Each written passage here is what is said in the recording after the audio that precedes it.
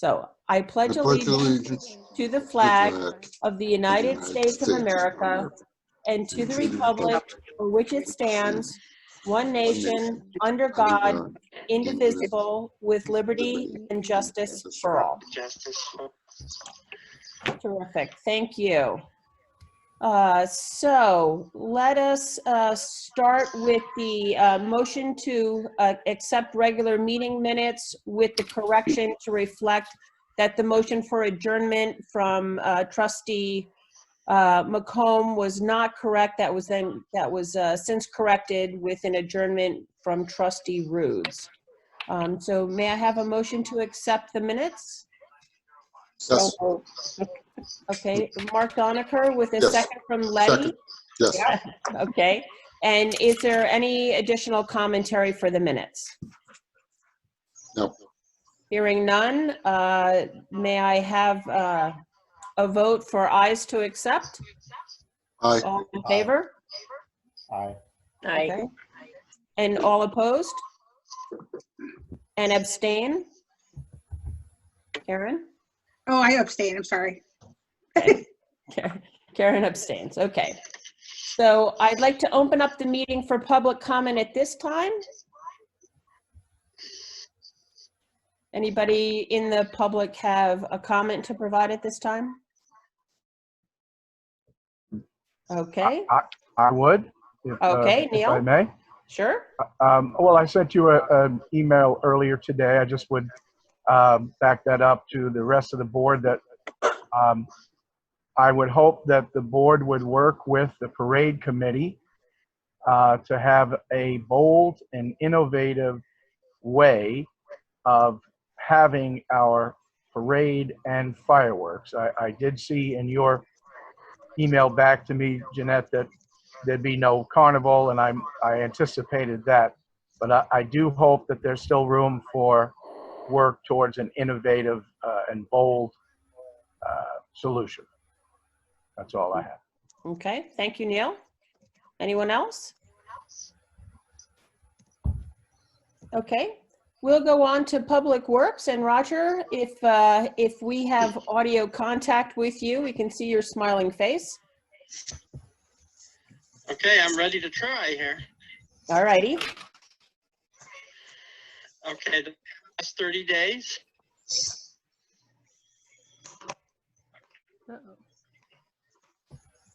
Working on them slowly.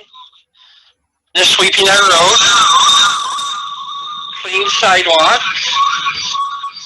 Great beach parking lot. Garbage and recyclables, which we still have a lot to do. Pulled our posted signs, and we constantly are checking the dirt section of Elm Lake Road. Did you get that? Yep. Okay. So the next 30 days, we plan on chipping more limbs along roads. They're really backed up. We've got tons of work. Mow grass and trim as needed. Clean more roadside ditches, more. Work in the cemetery. Garbage and recyclables. Put the dock in hopefully tomorrow. Work on getting Black Bear Road ready for paving. Work on dirt section of Elm Lake Road. Repaint lines at the beach parking lot and the clerk's parking lot. And fix potholes on our roads. Did you get all that? Yep, that sounds Yes. good. Okay, then the next 60 days planned activity is roadside ditching. Always doing that. Start working on sidewalk for paving. Shoulder on work on roads. Work on dirt section of Elm Lake Road. Work on Black Bear Run. Garbage recyclables. Mow and trim. Clean ditches along roadside. And my tips is pave Black Bear Run. Haul in item 4. Order stock culverts. Look into specs for new pickup. Still waiting for the 5500 truck. And pave sidewalks. And we're going to get the bear cans out hopefully tomorrow. maybe a few extra garbage cans, and the doggy bags. Great. Roger, I would like to comment that, you know, we certainly thank you for your work and that of your guys. They have been on a somewhat reduced schedule with the COVID. Those who have been able to take time off or required to take time off because of health and conditions have done so. And then this summer, we are not hiring a temporary, as you know, from our budget. So we really thank you for picking up the slack there. And there was a comment that I received today from a person in the community that was forwarded to all of you regarding the use of benches, the benches and the docks. So you've addressed the docks, but I just wanted to say a word about the benches. So far, that is the feedback that we're getting from the Department of Health, that they don't want benches out, they don't want picnic tables out because they want to deter social gathering. So I have made arguments for putting benches out for people are out there exercising to be able to sit. I haven't seen too many congregations around a single bench at least. I ask every week, and as soon as that go ahead is cleared, we'll be putting out benches and picnic tables as we can. Yep, just let me know and we'll start that. Sounds great. Are there any questions for Roger at this time? Yeah, I have a question. Maybe I missed it, but didn't we allocate some funds for some fill at the playground? Or did I miss that? That we were going to put down some extra material down at the playground area? We got some chips at the burn area, or the brush pit that we're going to put down around only the big slide. Oh, okay, all right. 5 foot tall. Okay, so that is on your radar to do that then. That's on my list. I didn't have it on my list that I just read, but we do plan on doing that. Okay, great. Okay, I didn't know if I missed it or not. Okay, thank you. Yeah, and just as a clarification for the playgrounds, those are not yet open either. So I think if we can wait just a little bit, the signs are still up asking people not to use the playground at this time. And hopefully within the next week or so, we should be able to take the locks off of the basketball court. Right. You know, people were using the playground over the weekend. Yeah, so we have a sign up that it's not open, you know. Yeah, for what it's worth. Yeah, I mean, if you really want, I mean, not you, Mark, but, you know, if we really wanted, we can always call the sheriff to police that and have them join the barbers and hairdressers that have been. Jeanette, I want to say that about the sheriff's office. I have called them on other occasions about Okay.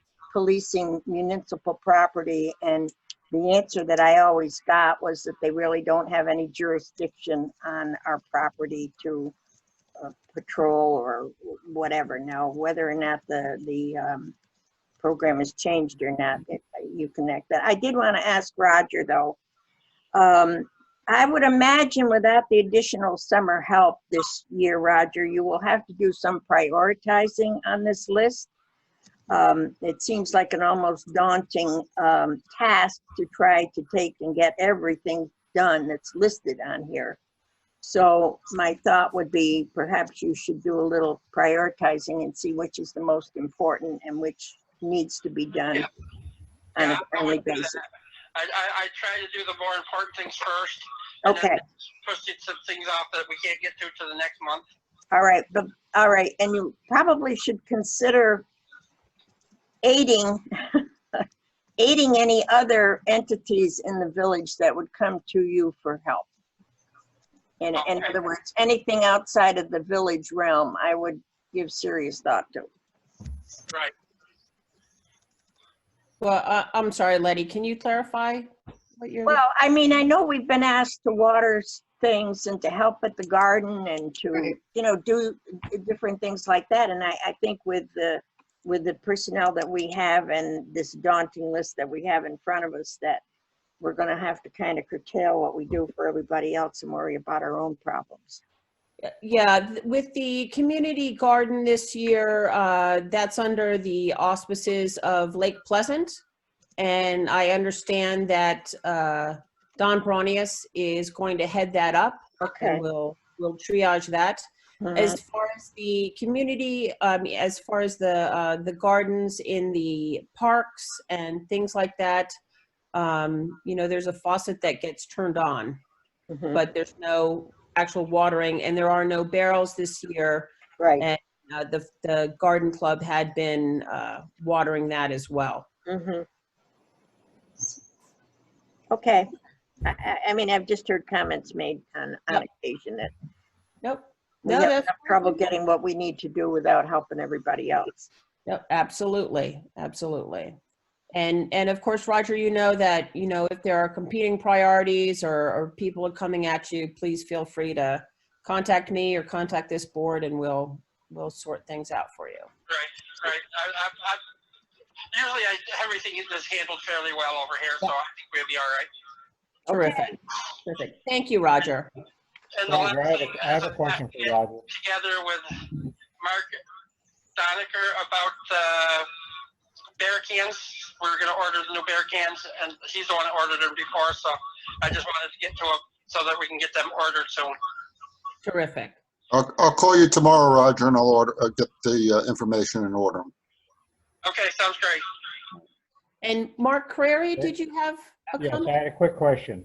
There was a sizable repair bill to a Generac generator in April. Yes. You familiar with that?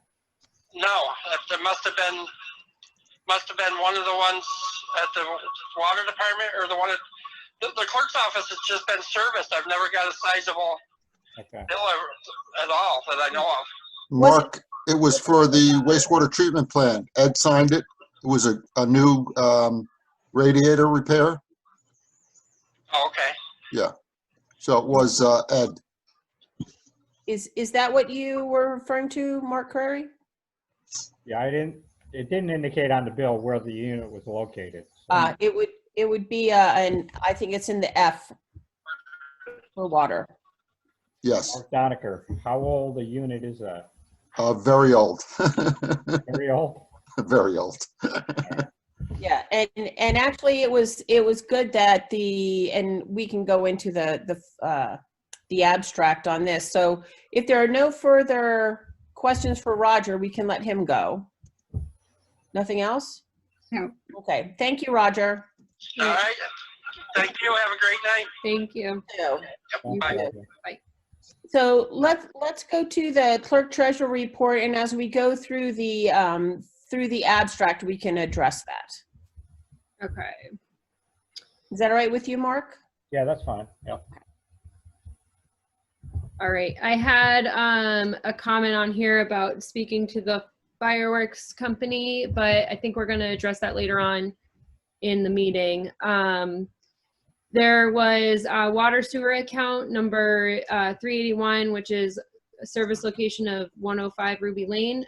The owner called us about usage on the previous two bills. That water has been shut off since September. So Ed suspects a slow leak. They're investigating it because it's not something that we can, or they can see very easily. Vogel was contracted to turn the water off last year and drain the pipes. They've also been in and have not found any noticeable areas where it would be leaking. So Ed had stopped by today, and there was more usage on their meter. He's going to install a new meter with a 0 reading to rule out a malfunction with the current meter since it's an old one. The only reason I'm bringing this up now is because it's going to go over the May 31st deadline for the bills for paying your water sewer bill. And we would like to ask if the board would be okay with waiving that late fee for this circumstance.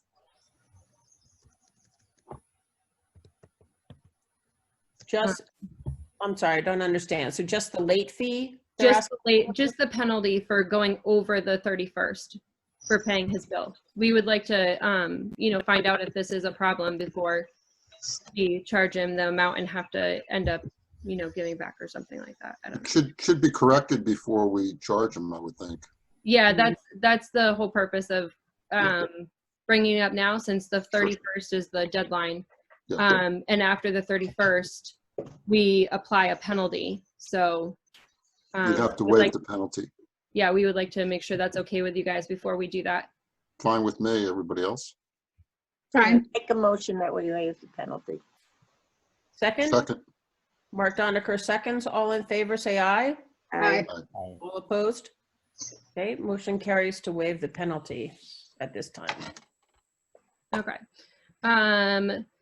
Last week, I attended a webinar for the management of municipal policies and procedures. The only policy that is required by law that we don't currently have is an investment policy.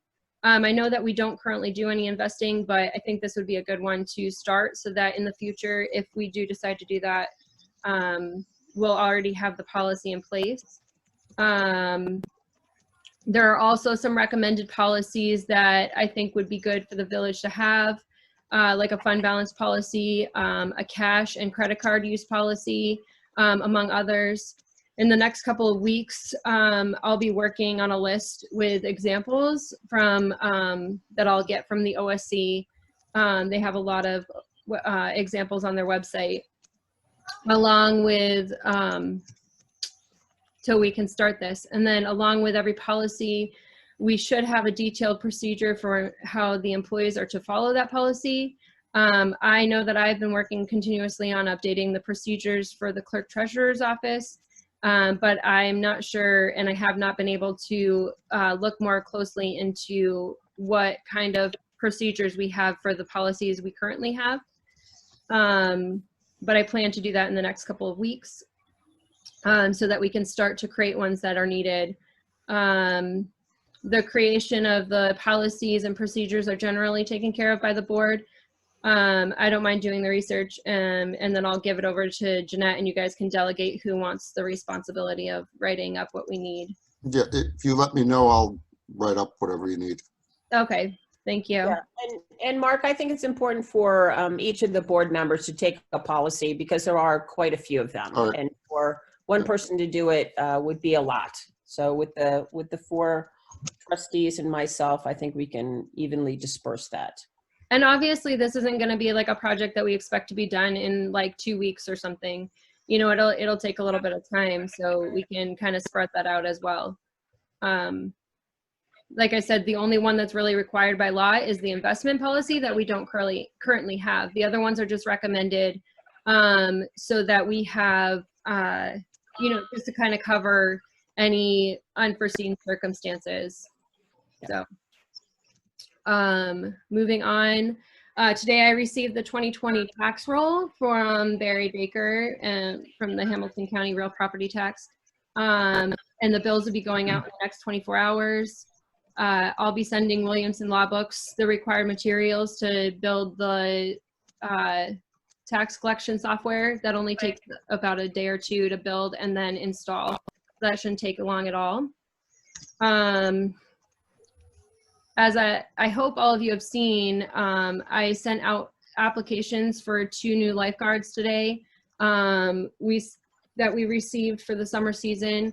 And then we also have 2 lifeguards interested in returning, Henry Babette and Della Knapp.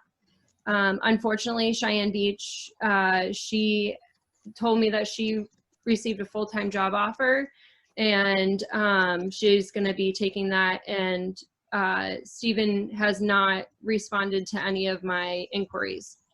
So I'm just going to, at this point, rule him out. Crystal, can I just interject? The last time I talked to him, Yep. he indicated to me that he probably would not be coming back because he was going to assist his mother. Yeah, I think he's not good with responding sometimes. Okay. So, Yeah, well, I had asked him when I saw him if he was planning on returning, and he said he doubted it very much. yeah, I think they both got a job offer with their mother down in Right, yeah. Mayfield. So Yeah. I think that's what they're going to be doing. Okay. But we did have Mason Krugel and Grace Osborne apply for lifeguarding as well. Grace has her certifications, which she included with her application. Mason is in the process of getting his certification and should have that by the end of June. And they're both local, right? Yeah, both local. Okay. Della is not local, but she's coming back for the summer. I don't know if she's currently back or not, but she did indicate that she would be back and would like to lifeguard. And then with your approval, I'd like to rehire Henry and Della and to also hire Mason and Grace to fill the 2 positions that are free. So if I people had approve. an opportunity to look at Grace and Mason, Yeah, I know Grace personally, and I looked at both, and I would approve both of them. has everyone else have an opportunity to do that? Do you feel comfortable voting for that at this time? I do. Okay, I then, haven't seen them, but I feel comfortable. okay. So then may I have a motion to hire Henry and I'm going to forget all the names. So to rehire Henry, Both and, applicants. To rehire Henry and Della. Della, and then make an offer for first-time lifeguards to Grace and Mason. So moved. Okay, Karen, and second? Second. Letty, and all in favor? Aye. Aye. Aye, and all opposed? All right, motion carries. We have a full slate of lifeguards. They'll have a challenging year, as we'll get into a little bit later. And then, Oh, sorry. sorry, what? No, I was just going to jump into your abstract in the radiator. Oh, well, that's what I was getting to. All right. Finally, we have the abstract and the financial report to Great. approve.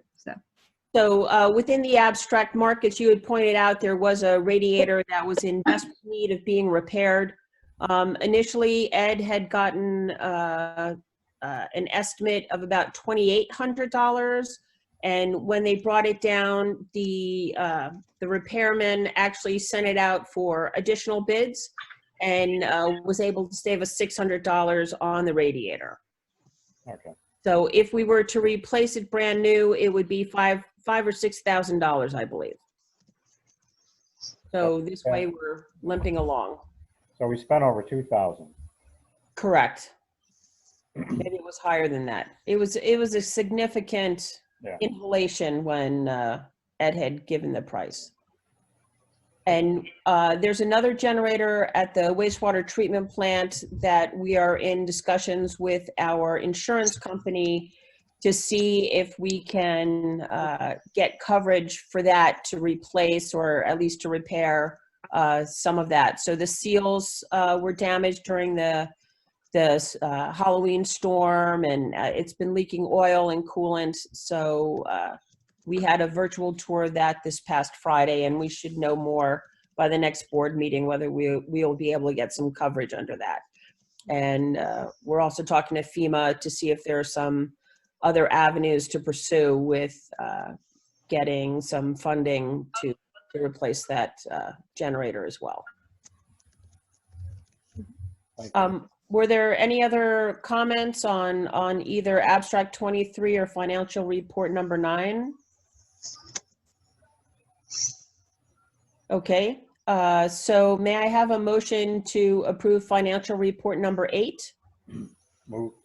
Okay, Mark Crary, and a second? Second. Letty, and all in favor say aye. Aye.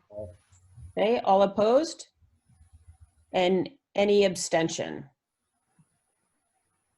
Karen, were you able to read the financial I report? was just gonna say no, because I wasn't here, and when I was here, I wasn't here. And I got in too late today. By the time I got her message, it was past the time that I could come over. So I will have to stop in tomorrow, so I'll abstain from that right now. Okay, sounds good. And then motion to approve abstract 23. May I have a motion? So moved. Letty, second. Mark, Mark Doniker, all in favor, say aye. Aye.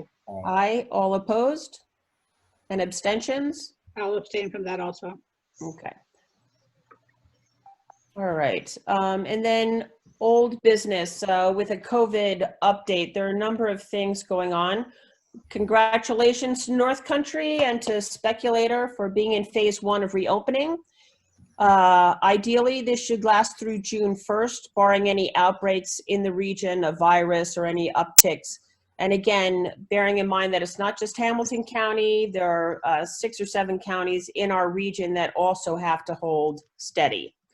At present, there have been about 416 tests performed to date since the shutdown began, and the county has held steady since the earliest reports of 4 cases. The phases are in 2-week increments, and if everything stays on track, we would be beginning phase 4 by end of June. If anything happens and we get knocked back, we go back to square one, phase 1, and then we start again. So praying that that doesn't happen. There will be COVID testing taking place in Speculator Lake Pleasant on Thursday, June 4th at 10 a.m. at the Lake Pleasant Courthouse tennis courts. So all essential workers are again encouraged to come out, as well as those who are symptomatic or those who think they have come in contact with or known to have come in contact with someone who has the active virus.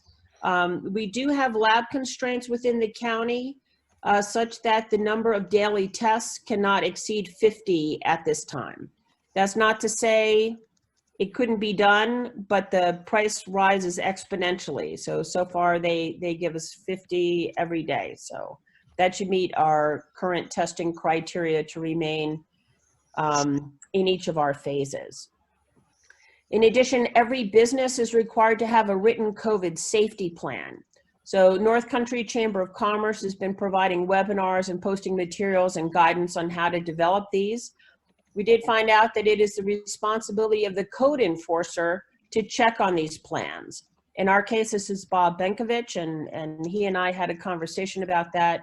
So he will be checking the plans of businesses as they are reopening. And if there are any issues, we'll see what to do from there.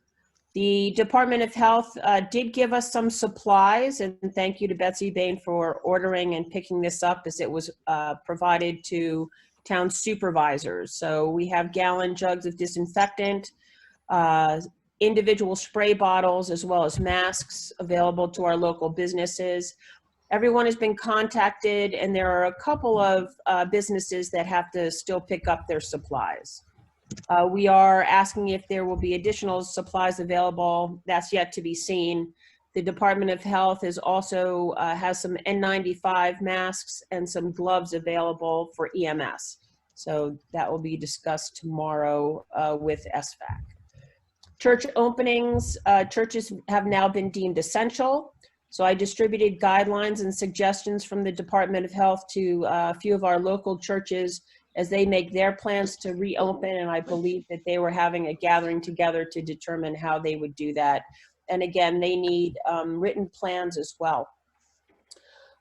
Beach openings, as Crystal had mentioned, is a bit of a challenge.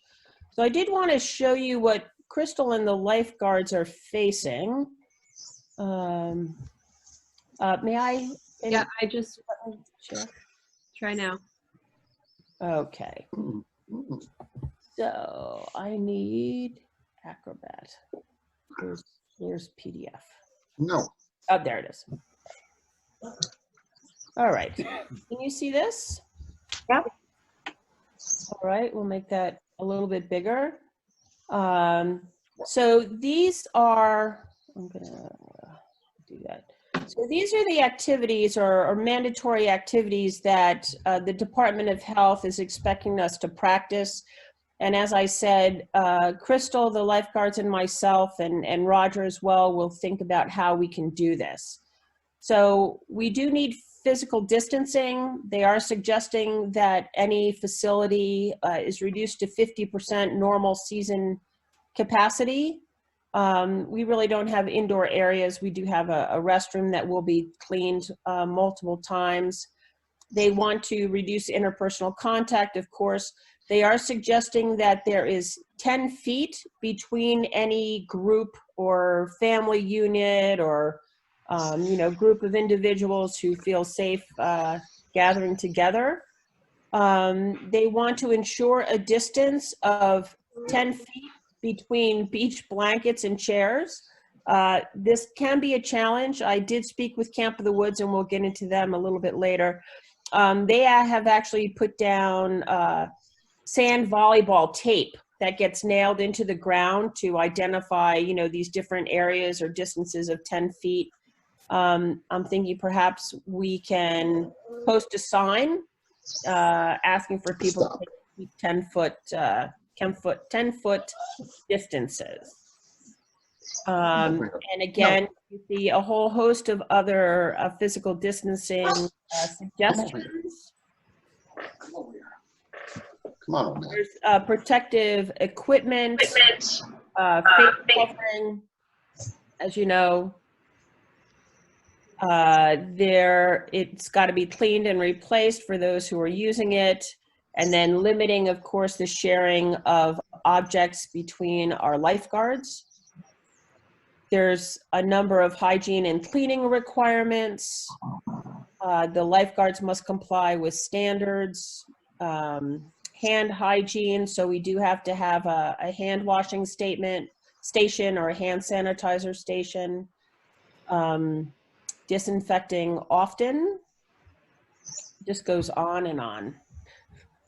So I will send these out to you. If any of you have any suggestions on how we can possibly implement that, we'll take it.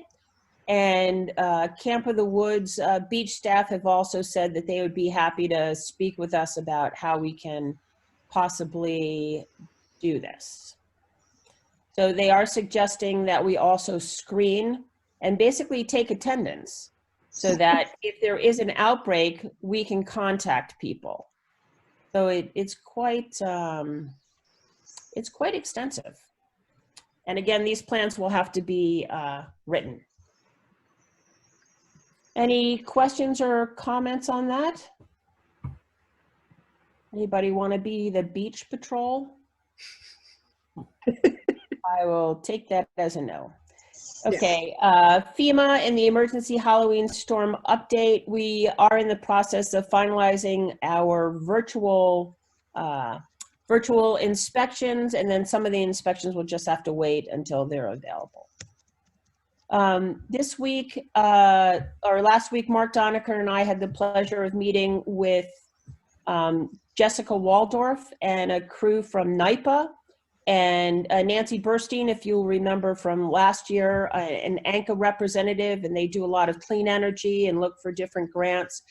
We went through the new projected costs for LED streetlights. We will have a more complete presentation at the next meeting. There were some interesting opportunities in the sense that we may be able to get some additional grants from the Department of State. Of course, with all the cuts going on due to the COVID, we'll see if we can do that this year. They did say we could apply next year or the year after to help with that. Also looking at clean energy community grants that could apply not only to this project, but also tag team with the water and wastewater plant to give us some additional funding source there. And Mark, anything else? It looks like the last time we spoke with them, one of the big drawbacks was servicing for the units. There is a statewide servicing plan that we can be a part of. However, this would require what they called the smart nodes. So those are the things that would sense if it was snowing or weather, or if a bulb was out, it would send feedback. It would capture a lot of data. So as we were further speaking with them, those nodes would also allow us to dim streetlights, which would address a lot of our constituents' concerns about having the lights too bright all the time with LEDs. So in this regard, you could keep the main drag better lit throughout the evenings, and then on the side roads, we could dim them, let's say, between the hours of 11 p.m. and 4 a.m. And that would help with energy bills and things like that. And those could be adjusted. It's not a one-shot deal. So I think it'll be a very interesting conversation next week. And I will get that information out to you well in advance so that you'll be able to review it for a fruitful discussion. Do you have anything to add, Mark, with that? Just that the nodes will, will save us additional money, and the life of the equipment will last much longer if we dim lights at night and stuff like that. So. Right. Correct. That's true. Okay, we're waiting to hear back from Verizon small cell tower. Everything is in there. I think they're going through the rigmarole of signing off. Fire tower, it's pretty much the same. We should be putting in a request for the second half of the down payment for Mike Valleggi on that tower. And then this summer, we are looking for some folks who would be interested in spearheading our fundraising for that, since the village cannot be a fundraiser. Okay, any questions or comments on old business? Okay. New business, parades and fireworks. So Rochelle and Donna, thank you for providing a plan that was distributed to the committee. They provided a plan that is proposing a reverse parade consisting of floats that would be lined up along Downey Avenue. Participants would be spaced for social distancing and required to wear masks if there are multiple participants on any given float, with no groups larger than 10. The parade would kick off at 4 p.m. and the Sheriff's Department would assist in traffic control, and there would be no after parade or pre-firework activities. So Rochelle, Donna, do you want to add anything else? And trustees, if you have any questions for them? I think they put together a very good plan, and I want to compliment them on that for going forward with this parade. That go through? Yeah. Yep. Oh, I didn't know if I lost you or not. Okay. I had talked to Donna about that, and I did want to make it, I hope it's made clear that the parade is run by the Chamber of Commerce and the parade committee, and that the village has never been one who took the lead on whether or not we have a parade or not have a parade. So I do want to compliment them on the work that they put into this, and I hope it's successful. I think it'll be great. I think they did a lot of work in making it so that it will entice people to participate and to come and be what it may. So I want to thank them for doing that. Will there be judges this year, Donna? No, we don't believe so. Okay, because what I was thinking, you could give each car a slip of paper and they could mark off their choice or preference or whatever, maybe giving the community an opportunity to pick. So have the community be the judging. Yeah, well, as you drive through, you got a slip of paper and you pick out your best or your choice or whatever. Then That's a good idea. Then turn them in at the other end, and then once I would like to see them judges most closely to the theme, maybe the funniest and maybe the prettiest, just have 3 categories and see what happens. But and just to give the opportunity for the community to participate. And I think, Rochelle and Donna, you are meeting the guidelines that the Department of Health has put out, because all of these activities need their approval. And will we need the DOT, since this will not be, is Downey Avenue a county road or? Village.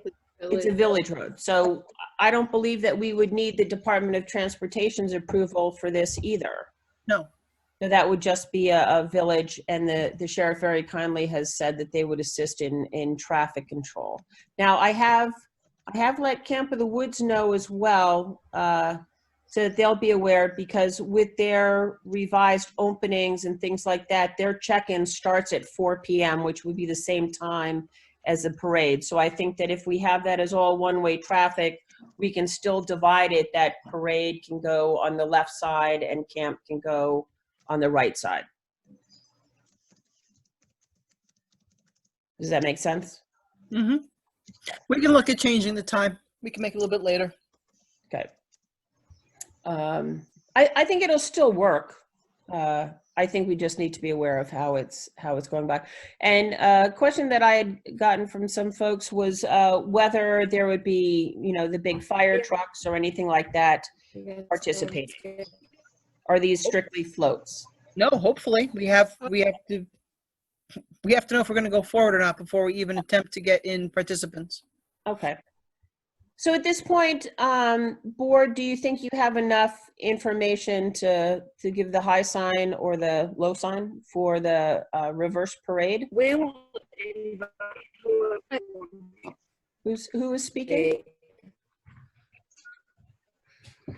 I think it's Rochelle Martz, but her network bandwidth is low.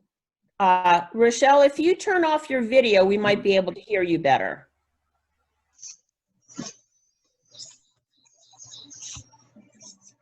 Can you do it now?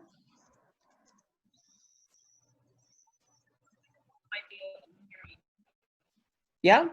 I'm not sure my audio is working that great.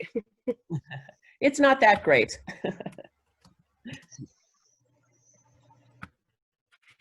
Yep. Okay. Rochelle, did you want to type something into the chat? She did. Yep. Okay, I don't think my microphone is working very well. Mm-hmm. Stop. Okay, if there's nothing further to add from Donna and Rochelle, may I have a motion to give access to Downey Avenue for the 4th of July parade? Well, I have a question. Mhm. Well, the question I have is, we're looking for the village to give them permission to use that road. Correct. So Have we ever had to give permission to any other entity to use the village road, such as They've always the they've always Judy been- Loria Run or the Irish Road Bowling, where we have used village roads for those events? I believe the village is informed and asked whether those can be used in that regard, especially if traffic is going to be stopped or modified. So with the road bowling, the roads are not closed. Yeah. So I haven't been here during my tenure for a Loria Run. Yeah, it's Judy Loria Walk Run. No, I understand who the run is, but I haven't. If it's on state highway, we don't have any authority to allow it or disallow it. And those always require a DOT permit, and the village provides, speaking on the behalf of the participants to obtain that permit. So I think in this case, Karen, you're changing a bi-directional road into single direction, and you're cutting down the amount of through traffic on that I think would require us to at least notify emergency services within the area as well as to what's going on, and to ask the sheriff's department to participate and help us in the traffic control. Okay, so basically, we're just giving them permission to use that road for a designated period of time. Correct. And then and then since it's a village liability, then it's our responsibility to notify emergency services and to confirm with the sheriff's department that they'll help us with traffic control. Gotcha, okay. Mhm. So it's merely permission. And then in this case, since it is COVID and it has to be approved by the Department of Health for any such activities, I've run point with that with the Department of Health in our town and village meeting in that regard. So may I have a motion to permit the use of Downey Avenue for the parade committee to host the 4th of July parade? So moved. Okay, second? Second. Mark Doniker, all in favor? Aye. Aye, all opposed? Okay, congratulations, ladies. Have a very successful parade. Very good. And then we did want to talk about fireworks. So Crystal, you've had a conversation with the fireworks company. Yes, so I contacted the fireworks company to make sure that they're, just ask a couple questions to make sure they didn't have any other restrictions other than what we all have for COVID. They do not have any other restrictions as far as the fireworks go. They have a very small staff, so and they're able to wear the appropriate, their masks and stuff like that. They do have some people that have been canceling, but they've had others that are continuing with their fireworks. They said that they will not give any penalization for canceling since we have a contract with them, and they just asked that we attach if we do cancel, that we add an extra year on to our contract to cover that cancellation. I asked them, if we ever thought about postponing, if that would be a option as well. They said that would be okay. They just need to know when, where. As far as, the option of lighting them off at Oak Mountain, they don't have a problem with that. They've done it on ski mountains before. They just need access to drive their truck up. I'm not really sure if that's if they would have access. I know that there was a lot of washouts on the mountain. So I haven't really asked Matt if that would be an option, but I did speak to the insurance company and they said no, especially dry season. Right. I did talk to Kevin as well. I was getting to that. I talked to Kevin and he said the same thing. He did not advise that because it's a big fire risk, forest fire risk. So it has been a very dry, the ground and the trees and everything are still really dry right now. I don't know if it would be a really good idea either. But the insurance or the fireworks company did say that their insurance covers anything that happens because of the fire or because of the fireworks themselves. So if there was a fire, if there was somebody that got injured or anything like that, their insurance does cover that. Basically, she said whatever we need to do to keep them going, if we want to keep them going or if we want to cancel or if we want to postpone, it's up to us. We just need to let her know what's going on. So. Okay. So in the phase of opening New York, if everything goes on track, we would be in phase 4 for the 4th of July. So we would still have to be doing the social distancing, and we don't know what that looks like beyond phase 4, whether all that goes away. I'm thinking that they want to hang on to that. It was suggested that we could do like a drive-in sort of scenario with having cars park in the ball field. You'd still get a really good view. And so someone suggested that we could do what's done for the Twig Craft Fair as far as marking areas for cars to park, so that we could ensure that there's a distance between it. And the fire department said that they would help with traffic control, but obviously not with any type of social distancing enforcement. What do you guys think about that? I'm fine with that. Who would mark off the field? The firemen? Would No, we no, really? the firemen wouldn't mark it off. We would have to Oh. find someone to mark it off, or if the parade ladies would like to mark it off. As Rochelle steps back and says no. I don't think so. I don't think so. But Letty, who does it for the craft fair? Dave and I. Dave, Oh, the McCombs. there you go. I'm gonna throw you under the bus, I Karen. guess you did. I guess you did.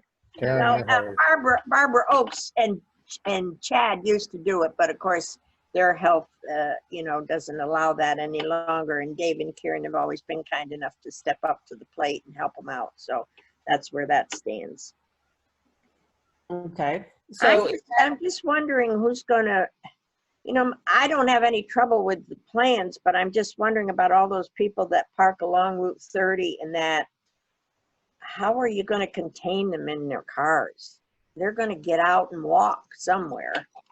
I watch them from the four corners. So, that's, that's not, but, it sounds good in theory, but boy, I don't know how practical it's going to be. yeah, well, Carl Abrams has said the same thing. Yeah. He doesn't see any way that we will be able to contain people. Right, and right. To attempt to police that. But really, when it comes right down to it, they're not very well contained even now. Right. Because I was down at the public beach on Sunday, and people were distancing themselves. I walked down and I said, "Oh my God, I look like a native. I got the only one here with a mask on." But I'm just saying, it's I think it's a daunting task to even think about. Yeah, it's going to be personal responsibility. So, There's very little of that. There you go. So, personal responsibility that if people are comfortable coming out into that sort of environment, and if they don't, stay as far away as possible. Yeah, if you don't want to be involved, stay home. Right. And I think that if we can post the, I'm happy to write a letter to the editor, for the next 2 weeks before 4th of July. If there's some sort of, poster announcement for fireworks that we can post saying that there'll be, parking spots on the ball field, and, really get that word out that, we need to socially distance.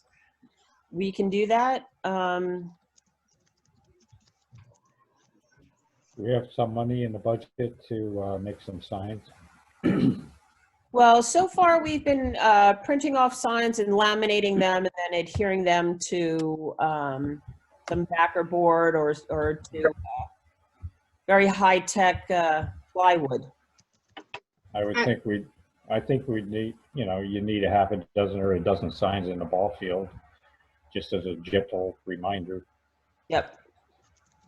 Can I address the ball field once more, only because I have a little bit of experience with that ball field, not only with marking off the spaces for the vendors for the craft show, but also because for many years, Dave and a couple of other people have been involved in telling participants from the parade where to park after the parade. They would come down and pull themselves into the parking area, and they always, every year, have a plan as to where cars would park, where floats would park, where the larger, the horse, for example, and then the carriage would park.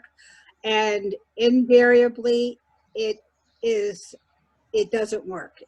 People just pull in there, and you're going to have places marked off, and there's no way you would have enough people down there to make sure that this vehicle goes in this spot and this vehicle goes in that spot, because as soon as one or two of them start parking in any kind of a haphazard manner, the rest of the crew is going to follow. I think it's a great idea. Realistically, I don't think it's workable to mark off areas and have people park in designated areas on the ball field, unless you have a tremendous number of people down there telling each individual car where they can and cannot park. Just from past experience. and you can talk to Dave and to Chuck Smith and to Bob Bankovich, who have done that year after year. It's a daunting task. So, I go back to what Jeanette had said. People have to take responsibility for their actions. They go in there, they park their vehicles. If you want some sort of orderly parking lot, I think it's a very difficult thing to achieve. And maybe somebody's got a better idea on how to do that, but. If you go to an event like the state fair or Yep. a professional golf match, Right. if you've ever been involved in parking like that, Yeah, at the fairs they do. Right, at the fair they do. but a lot of large events, it takes a number of individuals, Yeah. depending on how big the field is. Exactly. In our situation, probably not too many people, and And what do you do about, it certainly is doable, I think, efficiently. If you have enough people that are willing to work down there. and what do you do about the person that doesn't want to park where you want them to park? I don't want to park there because I can't see well enough. Exactly. Just ask them to leave. I don't know. Yeah, good luck. yeah, that's the whole, Yeah. policing aspect of it. No, I mean- I know where Mark is coming from because I've been to fairs where, there's an individual there that says, go down this road. There's an individual down that road who parks to your parking spot. Then he goes over to the next spot and he says, okay, this spot is yours. But again, it takes people to do that. It takes a few people, and maybe you'll find that number of people to do that, but I'm just playing the devil's advocate here and thinking it's probably workable with enough people. So I have been in contact with the fire department, and they said that there would be some folks who would be willing to do that. I'm sure that within the next month, if we want it to fly, there would be enough citizens who'd be willing to help out in that regard. Mhm. So it's a matter of, do you think that we can do it? I mean, I would ask the fireworks company if they would not have any low to ground fireworks and keep everything way up in the air so that everybody can see everything. Right. Mhm. They have very few ground ones anyway. No, because we're up at the Four Corners also, and we see most, I don't know what we miss, but Right. we're up at the Four Corners, and I think we get a great show up there. So I think from Cherry Creek, from people on boats, people in the ball field, people up at Four Corners, I think and who was telling me that you can also see it from the school fields as well. Oh, yeah. You can see it up there as well. I think I Barbara. think you can, I think you can go all the way up towards Melody and see them. You Right. Go to Melody, Old Page Road. Right. Page Yeah, Hill. Old Page Road. There's a lot of places, and a lot of people know those places that are here, So I think that there are enough spots that we could be able to do it, and remind people to socially distance, and then You can tell them, but as you said, Jeanette, it's their responsibility to do so. ultimately it's their responsibility. It's our responsibility to have a plan and That's to right. execute it as best as possible to make it as safe as possible, and then it's up to people whether they want to do that or not. That's right. All right. for it. So may I have do we need a motion to go ahead with our modified firework plan? I think it'd be fine. Yes, I would make that motion. Yes. So Karen makes a motion, second. Second. Mark Crary, any further discussion? All right, all in favor say aye. Aye. Aye. All opposed say no. All right, let's have us some fireworks. Great. All right, so this next part I'll go through a little quickly. Camp of the Woods was very kind to give a detailed presentation on what they're doing with opening this summer. It's going to be a very different sort of plan. So I will share the screen again. Okay. And Jim Hammond is very willing to talk to people in further detail, and for those who would like a copy of their plan, I can send you a PDF of it after the meeting. So what they've done, I just wanted to highlight, I'm not going to go through their whole plan, I'm just going to highlight some things. The business plan was developed using county, state, and federal guidelines, in addition to several national organizations that represent resorts and camps and conferences. Detailed procedures have been written and approved and reviewed for healthcare, not Heathcare, healthcare, housing, housekeeping, food service, their chapel services, kids clubs and activities, and their Camp Tapawingo is suspending their operations for the summer, except that 10 or less girls will be on the island during the summer for their camper in training program. And that session will be starting July 25th if they still get the go-ahead by the New York State Health Department. And that would be well past phase 4. So just to give you an idea, their dining capacity is almost 1,100. Their total beds are 1,450. And their main meeting space has a capacity for 2,250 people. The staff uses the dining areas, but at different times, and there are a number of efficiencies which allow guests to cook at their own. So they have adjusted it so that their dining capacity is now cut down to 44%, running 2 seatings at a time. 27% of the total main meeting capacity would be used after July 25th when we're in phase 4. And 41% of their total beds would be used for guests. 55% of the beds would be including staff, and approximately 35 to 37% or over 500 beds held for isolation or quarantine needs, if need be, God forbid. And so what they did is they put together a series of questions that they've answered. How are you planning for arrival of camp staff? Are you screening, monitoring, quarantining? So all of their staff, as they're checking, the staff that will be there for the summer, have been asked to quarantine before coming, and then they are asked, they will be quarantined for an additional 14 days, not coming into the village.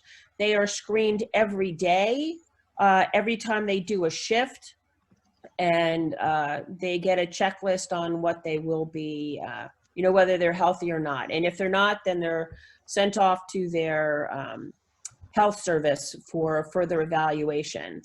They will be screening guests by asking them to do temperature protocols, filling out questionnaires, whether they have been able to self-isolate prior to coming to the camp. They're required to bring their own masks, although they do have a few hundred masks to, I think, nearly 1,000 on hand for their staff and others. They are recommending guests with pre-existing conditions to even evaluate whether they should even come or not. And then, of course, there'll be intake screening, temperature checks, etc., as people are coming onto the welcome center.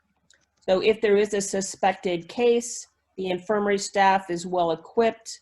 They would be quarantined. Their families would also be quarantined. They will have 300 or more on-site testing kits that they would be able to take care of and get responses within 24 hours. Again, everyone would be locked down, including the person who's sick and the people that they are with.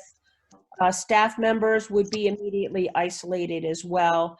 And upon departure of an accommodation, everything is thoroughly sanitized, disinfected. They're looking into foggers, they're looking into all sorts of different things. And if it is an infected room, that room remains empty for 24 hours before anyone enters it and cleans it. Plans for an outbreak. Do you have spaces for isolation? They've got over 500 beds. It equates to approximately 100 rooms, each of which have a private bedroom and bathroom. God forbid something happens, there are other facilities within the village and the town that could accommodate at least a dozen more units, if you will. And then how they set up the infirmary. They have clear and adequate isolation. They have a separate treatment room, waiting room, etc. And then dining facilities, they go into a number of details. As I said, they're splitting their dining. Everyone's going to be tested in the evening for their temperatures. There's a buffet line, so no one touches anything. They are served each unit of food on their own. No cross-contamination of one person handing another person a plate. And they're spread out. That family units. It's your problem tonight. Huh? Oh, okay. Face mask policy, yes. Accommodations will be set up for social distancing. Yes, all separate accommodations. Staff accommodations have been cut down so that there's 1 to 3 staff per room. If you're familiar with camp at all, they have the Purdy Center, which is the main place you come to. Those will be for staff members and their speakers only, no one else. They have protocols for their offices. The housekeeping will not do daily maid service, but they will focus on collective areas. The dining areas will be set for families, family units prior. There are signs posted. They have assigned seating. You don't mingle. There's extra staff for the cleaning and adhering to strict cleaning after meals as well. Takeout will be available and encouraged as well. These are the ones that are concerns for us primarily. How are you planning to control the risk to the rest of the community? Will you have off-site trips? All the activities will be done in family units. Distancing protocols will be followed. Staff will only be allowed to leave the grounds after they've quarantined and maintained their social distancing protocols and have no fevers, etc. Group activities and sports are part of phase 3, which would be June 15th through 28th, which is when that starts. So again, all is family units, no group gatherings between July 27th and July 24th. So they'll do virtual meetings, and 25 to 29, they'll be live, but with very strict distancing in their auditoriums and streaming into 2 other conference halls. And there will be absolutely no visitors permitted to the grounds. So associate members, I believe they may be able to enter at the last week of camp based on how many people are there, not to exceed a given number. But during the main portion of camp, there will be no associate members this year. And so if anyone has any questions, needs to contact Mr. Hammond, they can do so, or his executive assistant by either email or phone call. So are there any questions? They have presented this to the county. They have presented it to the Board of Health, and they have given them their certificate to operate this summer. They've been very thorough. But again, if you have any questions or comments, let me know. Okay, the next thing on our agenda is the water wastewater projected revenues. And I alluded to this at the last meeting, maybe the meeting before. As we look into the anticipated number of visitors, the decreased number of visitors, camps, second homeowners to our region, we do have a concern with the water and wastewater revenues with respect to losses for the fiscal year. So as we just heard, Camp in the Woods will be running at 50% or less capacity during the summer. And we also have to bear in mind that there's probably going to be an impact to our restaurants and businesses with a decrease in summer activity. Maybe we're wrong and that'll change. So to that end, Ed sat down in conjunction with Crystal to determine the revenue base and what kind of shortfalls we may be looking at. Ed does not believe we're going to lose any revenue from homeowner usage. He thinks that, more people are up here than are usual for this time, so that will still be consistent. So let me show you some numbers and then see how we can creatively address those. Yeah, we did. Hold on. Can you see that? Yes. Okay. It was So- better before. Say that again? It was better before, when you- you first put it up. Yeah, but you have to look at the There revenue you go. losses below that. Keep going That's down. better. Yeah, let me see if I can. Don't make- worry about the top. Just Yeah, go hold to the losses, You would not believe how many things I have open at this present time. just if you can scroll down. How's Yeah, that? scroll down. Right, yeah, that's better. That's good. You know, anticipating, this is from businesses, a 50% loss. You'll Correct. see almost $3,000 in water and $4,600 in sewer. Right. So this here is the revenue loss if we were operating at 50%. So about 3,000 in water, 4,600 in sewer. If it's, I think a more concern is Camp of the Woods. yep. Well, I think we need to take both into, Yeah.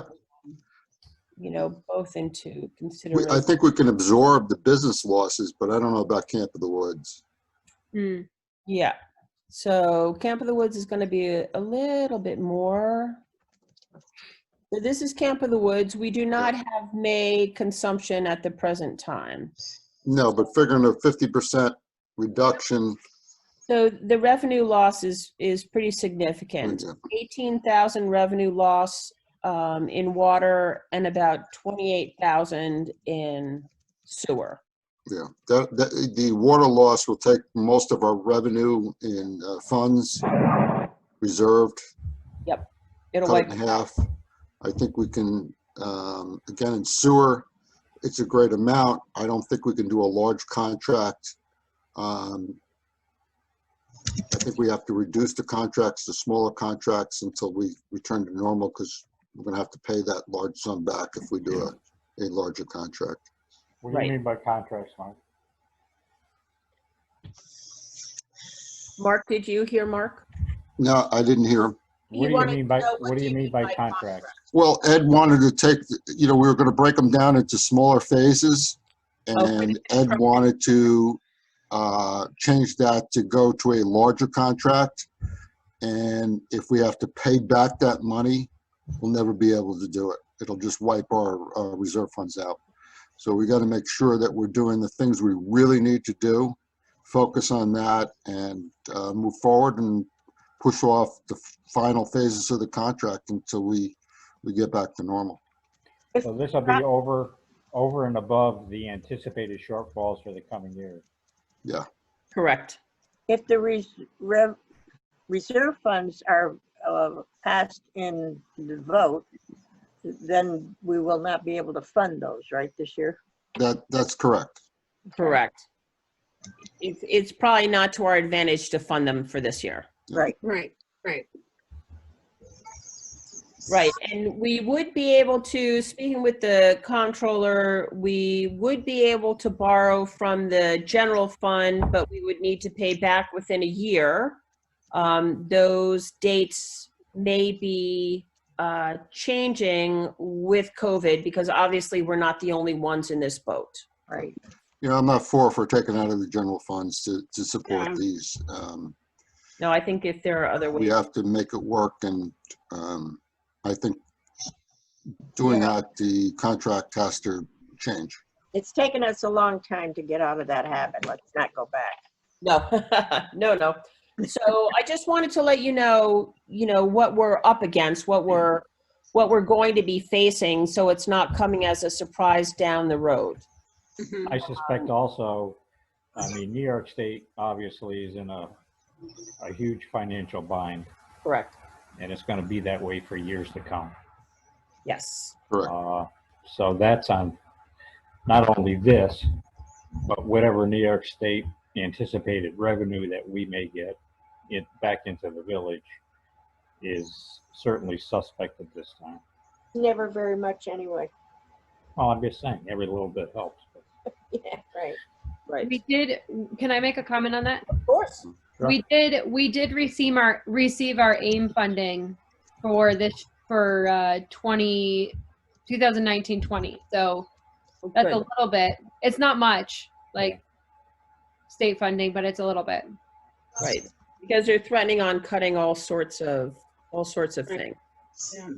So I think in the interim, I know that New York State grants are going to be cut, but I think we have to pursue every opportunity that we have.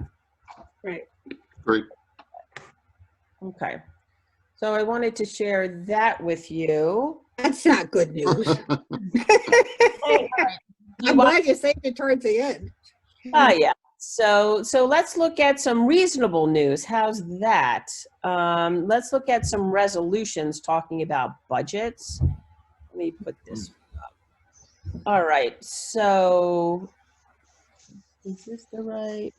Is that the right one? Yes. Okay. So Mhm. it's a resolution that you received for review. There's a lot of switching around because of end of year adjustments as we're coming into that last week or so.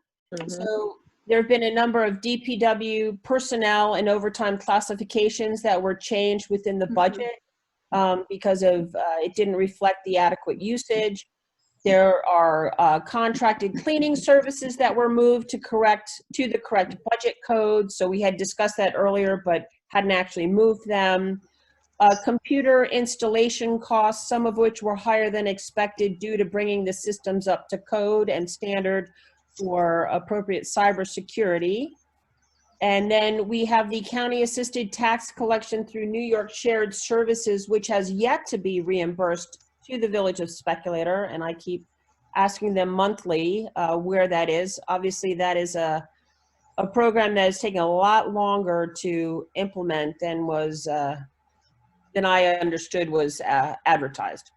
And then we have wastewater department overtime classifications within the budget that didn't adequately reflect the usage of as coded. Same with wastewater.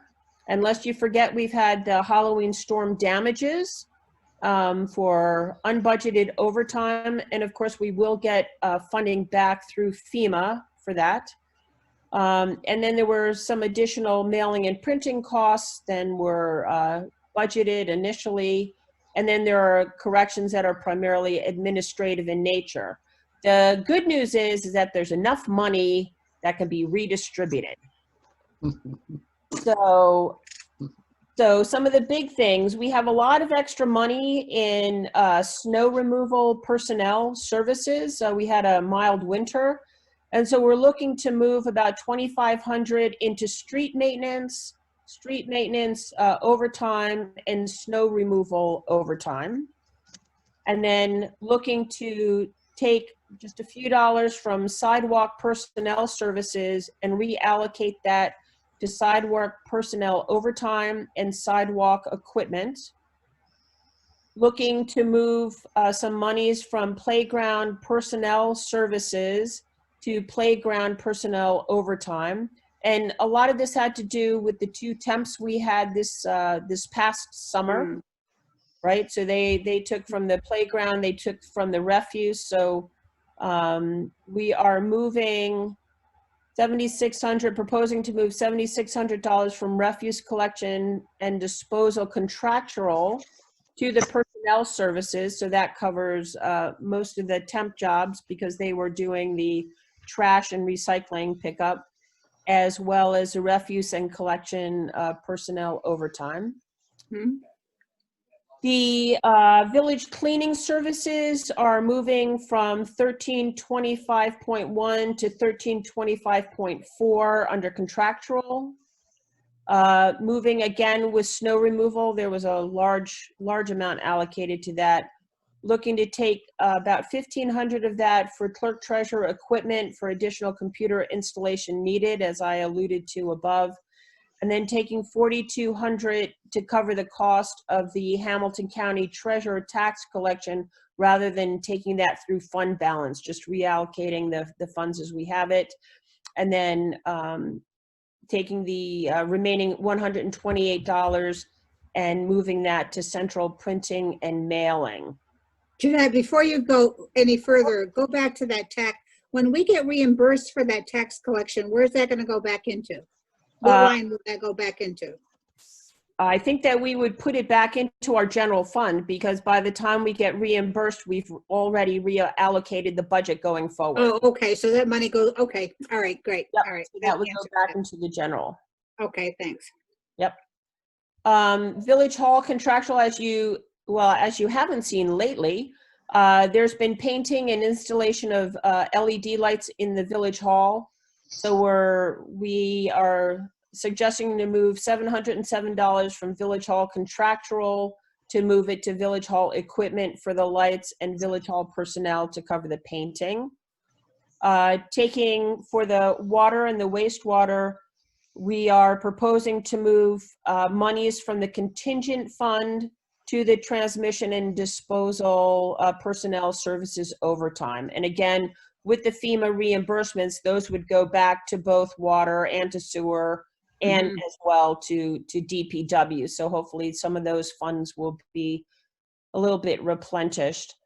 And then given that the emergency order 202.26 postponing village elections has now moved into the next fiscal year, we are asking to roll over the balance of $226 from A 1450.4 election contractual to A 1450.4 election and contractual in the 2020-21 budget. Right, that makes sense. So are there any questions? I know it's a lot. I'm glad that we have had the efficient budgeting that we have had and the looking after our budget, that we do have these monies still available to do that and still come out in the black and still be able to have a 0% increase in our taxes this year. So kudos to Crystal and to Ed and to Roger and all of the board for making that happen. So may I have a motion to accept resolution for administrative end of year adjustments to the 2019-20 budget? So moved. Letty, and second? I'll second. All right, Karen. So all in favor of this resolution, say aye. Aye. Aye. All opposed, say no. And any abstentions? Okay, the resolution passes. I have yet another resolution. Let me get that one up. Okay, and this is a good resolution, I think. Oh, all right. This one I want. Sorry, again, I have too many things open. Okay, so this is a resolution to apply for or to submit an application to the Northern Border Regional Commission State Economic and Infrastructure Development Program, also known as Northern Borders Grant, or NBRC. And so what this resolution is allowing us to submit an application, a grant application, and to give permission for me to execute any of and all NBRC investment documents associated with the submittal and acceptance of the grant.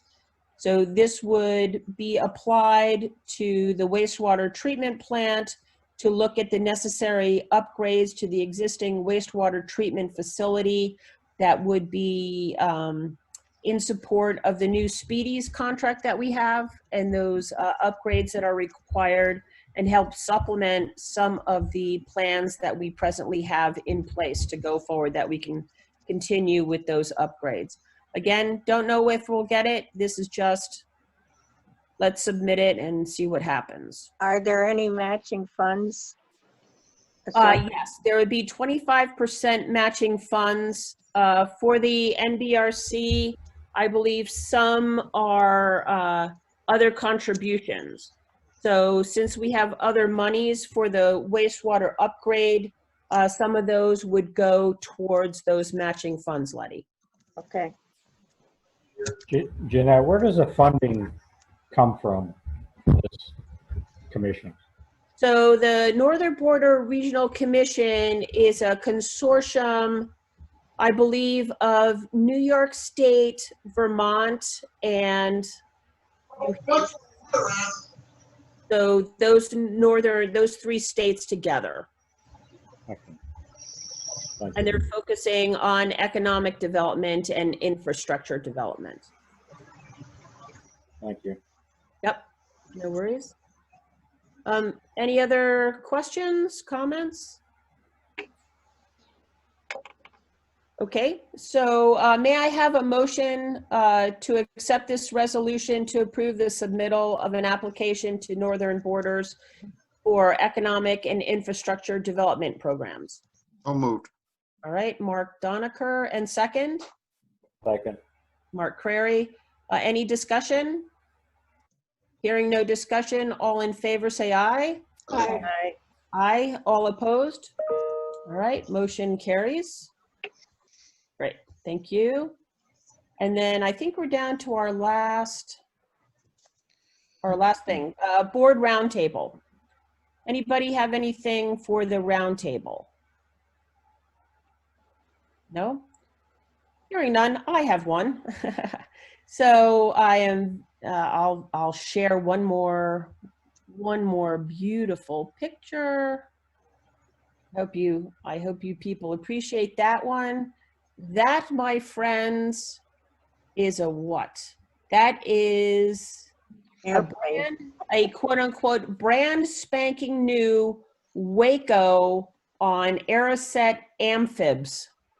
Whatever that means. I think it's a really cool plane myself. And this is owned by Jerry Buchheit. And he is planning on attending the fly-in this coming weekend. So this will be the 48th waterplane fly-in, and they will be setting up a tent near the beach to offer respite from the black flies. They will be doing all COVID guidance and following all of that with masking and social distancing. They are very, very excited about this one, and I think it'll be a big boost for the community to have such a great event over the weekend. All right. Any idea how many planes are coming? Yes, they have a list. What's their list? They have a list of about 20, 25 folks that have that come, and have they said they were very excited about that red plane. Okay, planning to attend are 1, 2, 3, 4, 5, 6, 7, 8, 9, 10, 11. So they're going to be having between 10 and 11 planes fly in for the weekend. Oh, they need a lot of room to social distance between them. Well, they fly in, they take off, they, you know. Yeah, no, I'm kind of being facetious in a Oh, way. okay. Because they're big planes, you know. big Right. planes. Yeah. Right. So I think it's fantastic that they're Oh, I going. think it's great. I think it's great. Yep. It's a tradition that we had for years and years and kind of fell by the wayside. And I think it might be the beginning of advertising, having them, you know, come and have it even be better in future years as things change. Yep. So, and I know that I put them in contact with Rochelle and Donna. I know that some people hadn't realized that they kept going. So again, this is a 48th fly-in, which is pretty remarkable. So, all right. Any other comments from the board? That fly-in is pretty much a private event. Yes. I didn't know whether we advertise it on our website for people to see. No? If we get planes in, if it does happen due to the weather and someone's around to take some shots, usually Pete from Lake Pleasant Lodge does, I share them on the Facebook page. Okay, terrific. All right. It's very hard to plan for it because of the weather. Yeah, I think though, if I listen to Kovacek, is he on 13? He was saying that we should have a pretty good weekend. But this is also last minute. Yeah. It's hard to plan for it, you know? Yeah, no, absolutely. All right. So now we'll open it up for final public comment. And Rochelle, if you have a public comment, we'll let you type it in the chat. Anything from the public? No. Rochelle did type something into the chat there. I would just like to say thank you very much for your support. The parade committee greatly appreciates it. And we certainly appreciate the parade committee for all your years of great planning. And it'll be different, but I hope people will come out and support it and try and get back to normal. So we'll close the public comment section and ask Letty to make her motion. I do. All right, Make a so motion Letty to makes a motion to adjourn and second, I'll second. and Karen McComb will second. All in favor, say aye. Aye. Aye. All opposed? And stay on, and we'll end the meeting. Thank you very much for those who participated as well. Appreciate that. All right. Good night. Bye. Okay.